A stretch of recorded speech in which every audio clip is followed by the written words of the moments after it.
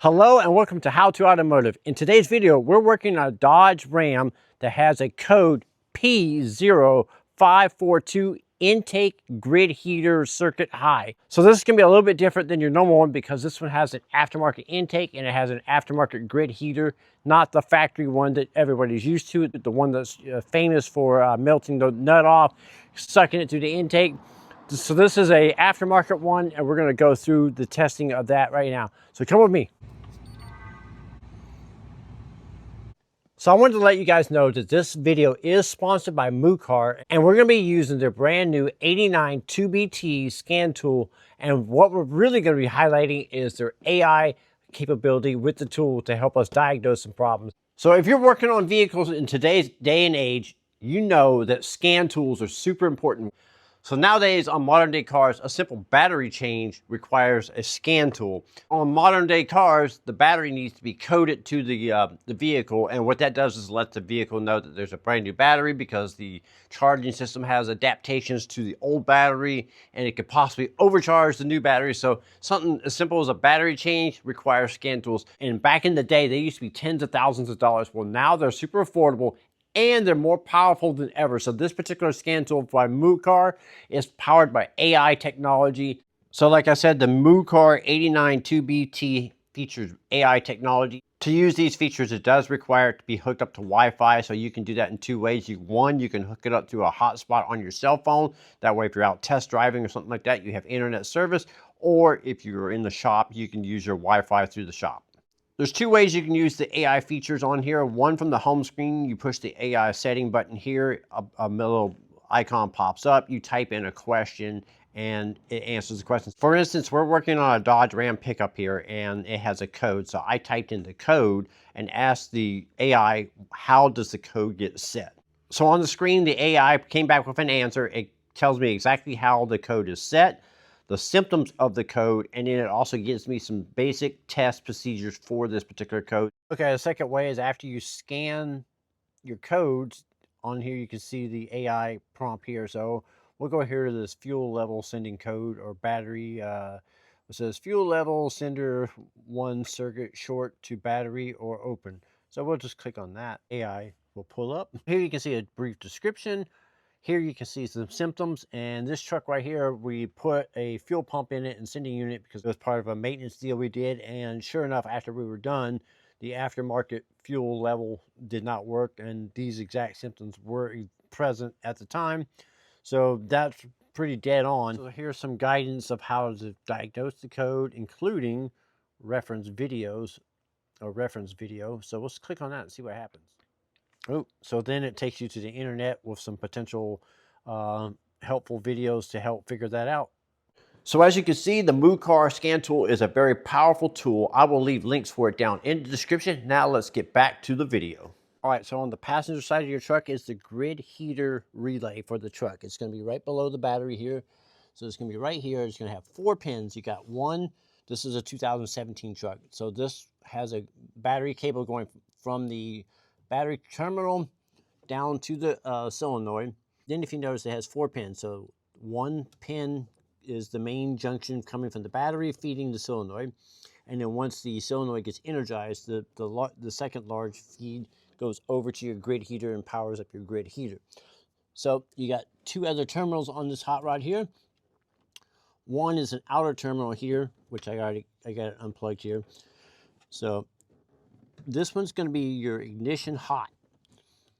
So you should have 12 volts on this one when the ignition is on, when the truck is cold as well. And then this one is going to be your ground feed here. So the computer will turn the ground, will ground the solenoid. And so once the solenoid sees that it's got the power here and the power here, the computer grounds it, and then that jumps the connection together and then sends over the voltage to your grid heater. So that's how it works.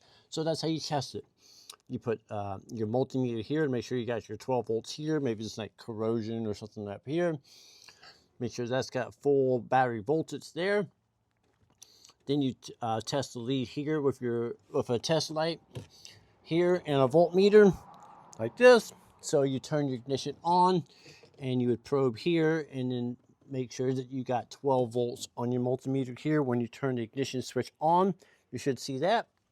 And then you can listen for a click. You can just, if you don't hear the click, then what you're going to do is you're going to test the probe here and check to see if it goes to ground. An easy way to test a ground circuit like that right there is to put your battery, your positive terminal on the positive side of this battery terminal, and then take your negative side and put it on the wire, and then you can either turn the truck on cold and then check your wire here and make sure it gets grounded, and when if it does, it'll look like this. So I'm just going to ground this to the battery terminal here, but you can see it's got battery voltage. So the same thing, you put this on the terminal here. So I got it hooked up to the positive here and then hooked up to the negative terminal there, as you can see. And you can see my voltmeter's at 0 right now, or almost, basically 0. So what I'm going to do is I'm going to cycle the key on, and we'll see if we get a signal. My connection was loose here. Come on.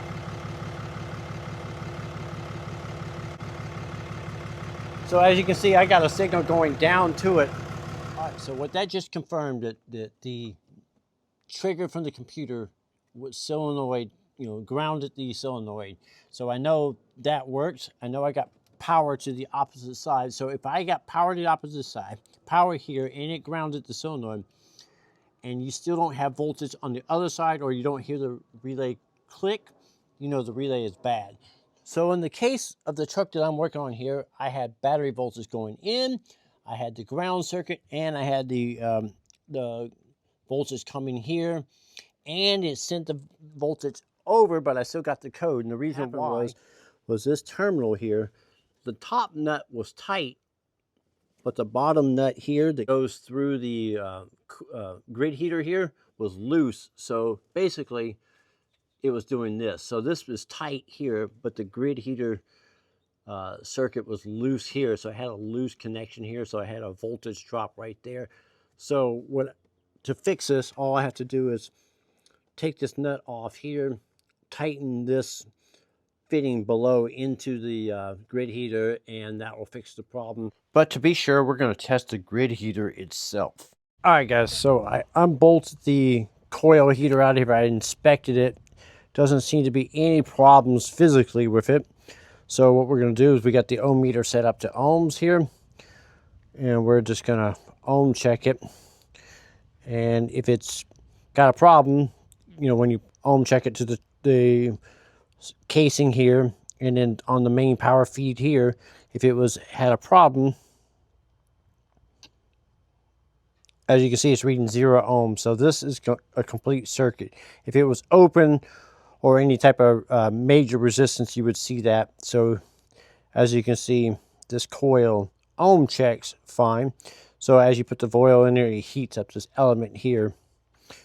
It goes through the element and heats the element up, and then it grounds back to the case of the housing here. So as you can see, that is testing good. So the element here is not likely the problem here. This is fine. So we're going to put this back in. What I suspect was my loose connection, like I showed you there. So the reason why we did this is you don't just go, oh, that was the first problem. You thoroughly check it from start to finish, So you would want to check the relay, which we did with the scan tool. We turned that on. We saw that we had voltage going to it. Then we verified that the coil itself is not burned out. And so now we're confident that the loose connection was the issue. And I've already cleared it and driven it, and the code didn't come back. So I know I fixed the truck. So that could be the possible problem on your truck if you have an aftermarket Banks grid heater. If you don't, if you had the factory one, it could have melted the nut off on the inside, and you want to get that taken care of right away, because that's the one that sucks the debris gets sucked through the intake, and you want to take care of that right away. Now, that's how you would test it manually with a cold engine. It's really quick and easy, but if you have access to a scan tool, you can do this while the engine's hot.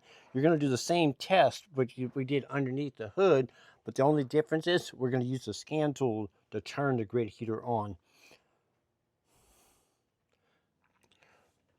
So you can go into your actuator test. It's laid out on this particular scan tool. It's going to be on cold start. Select out actuator. So yes, that's what we're going to do. So you can either toggle it or put it on, off. You do it manually. Push toggle. And you can hear the solenoid clicking on and off.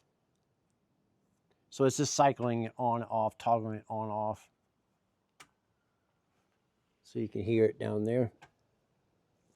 That's the solenoid clicking on and off. If you put your hand on it, you should be able to feel it. So I'm doing this with the scan tool so we can hook our voltmeters up to it. The voltmeter hooked up negative to the battery terminal and then on the grid heater solenoid here. So we're just going to put toggle here on the scan tool. So we'll command it is toggling on. So now we should see it switch the voltage as it toggles on and off. And as you can see, we got it. So if you don't have that and you've tested the relay for everything it needs and everything's there, the ground from the computer, the voltage going to it, then the relay would be bad. All right, there you go. That's how you would diagnose the grid heater on your Dodge Ram Cummins. I'd like to thank Mucar for sponsoring the video. I would highly recommend you checking them out. It makes diagnosing vehicles like this super easy, especially with their new AI tools. I'm Brian Esser from How to Automotive. I'd like to thank you guys for watching and encourage you to subscribe.